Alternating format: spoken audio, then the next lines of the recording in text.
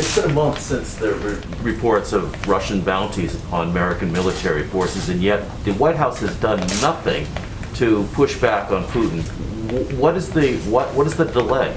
So as I've answered probably a dozen times from this podium, that intelligence is unverified. There are dissenting opinions. The media is, I would point to the Department of Defense saying there's no corroborating evidence to validate recent allegations. NSC allegations and recent press articles have not been verified or substantiated by the intelligence community, and ODNI has a similar statement.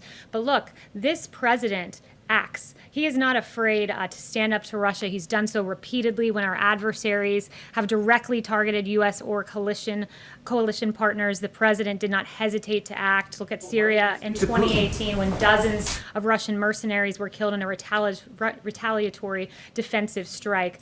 He has continually stood up to Russia, will continue to do so, and this president will always protect our troops and our men and women overseas, and he will act on verified intelligence.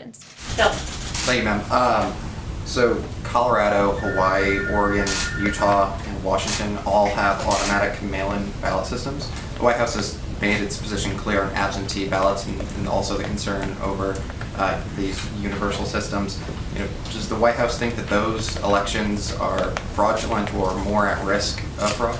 Always a mail-in ballot system, mass mail-out ballots are going to be more at risk of fraud. Look at LA County, where 112% of LA County is registered. That means you have 12% of excess ballots floating around that are, we know at least 12% that are not accurate ballots that were mailed out.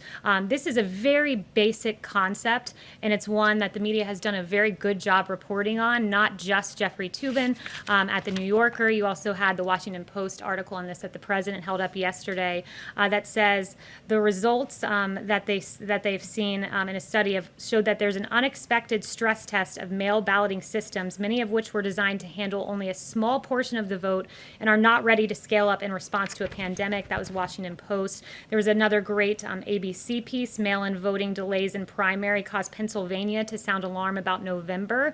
Expansion of mail-in voting will likely delay the state's presidential race. A great CBS report. Pennsylvania's mail-in votes still weren't all tallied up after 1 week. Officials fear election nightmare in November. So mass mail-in voting is certainly subject to fraud, and good work on the part of ABC, CBS, Washington Post, and the New Yorker for highlighting the fraud that is at play, the delays that are at play, because those are, after all, the facts.